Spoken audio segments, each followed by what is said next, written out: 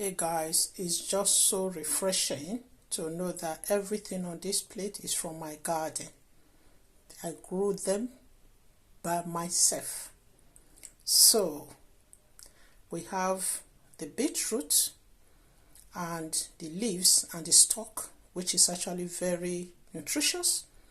Then we also have the spring onions and the onions. So that's actually the onions and the stalk from the onions.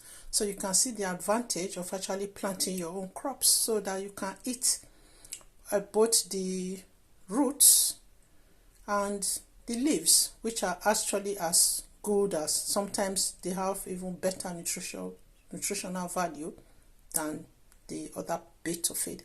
I'm not going to cook the beetroot, but I'm going to cook the other bits, other stuff on this plate. Thank you. Hey guys, it's just past 5:30 here, and you can see the sun is still shining. I'm really still enjoying the sunshine.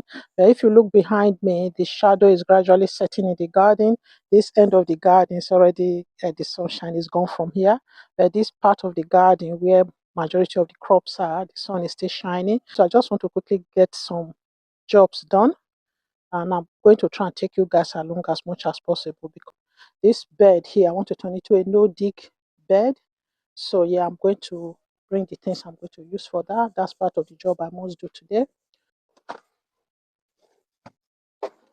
Right. So these are the wood we're going to use to just demarcate.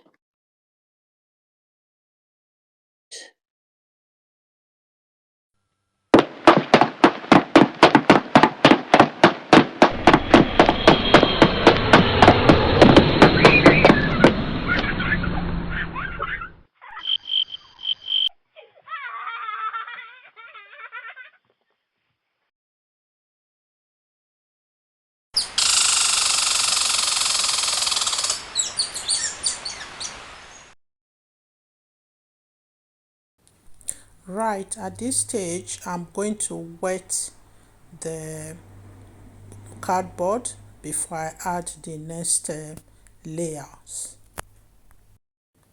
Now I'm adding the first layer, which are the dry leaves from the tree that we cut down in the garden.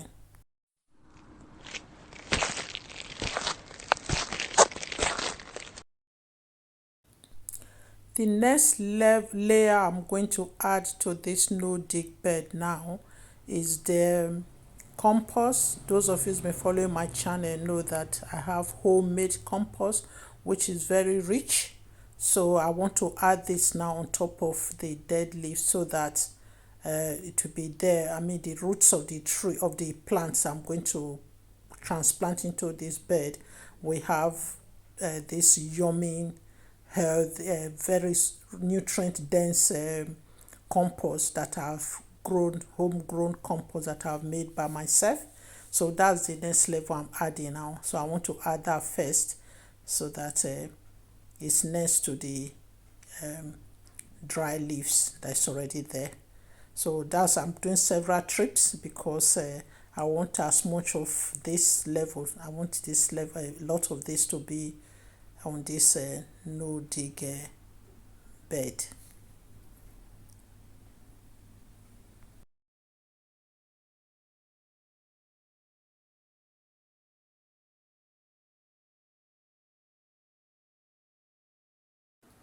The next layer I'm adding now is the peat-free shop-bought compost. As you guys can see, I've been able to save cost, so you can say this is a frugal or minimalistic way of making a raised bed because I've used a lot of homemade stuff like the compost and recycled the dry leaves and other materials. So this have made me made this raised bed very cost effective. That's a beautiful gift for my garden. It's going to add color. So I'm just putting the water to break it down. What do you think we should do, guys? Should we put two here or put one in each of the bed? I think we should. There are three plants here. As Lily looks.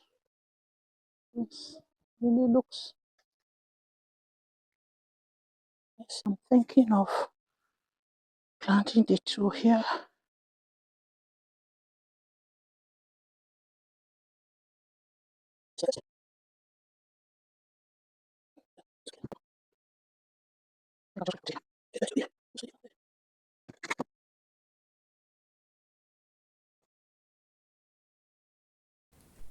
These tomato plants here, the ones I just showed you at the far end, are only three plants. So I feel that these ones here, though they are small now, when they start getting bigger, they are going to be too close to each other. So I'm just going to move some of them to the new bed. As I explained in the previous clip, I'm now moving or transplanting some of those tomatoes from that bed I showed you guys to this new no dig raised bed. I'm just removing the ones that are so close to each other so that the others that I'm leaving behind will have enough space to grow. This bed, I'm going to put a lot of different mix companion plants and mixed bag of different plants. The next thing I'm doing now is I'm putting in basil that are from shop bought, basil that I used in my kitchen. So apparently basil and tomatoes make good companion plants. So that's what I'm doing there. When I finish doing the basil, I've just brought in an aubergine plant that my daughter gave to me. That's what I've just put down there. Then I think, yeah, the next thing is the volunteer tomatoes that I've just grown in their pots from other things. Now I'm now putting some Swiss chards that are actually planted. It's actually sown from seed by myself.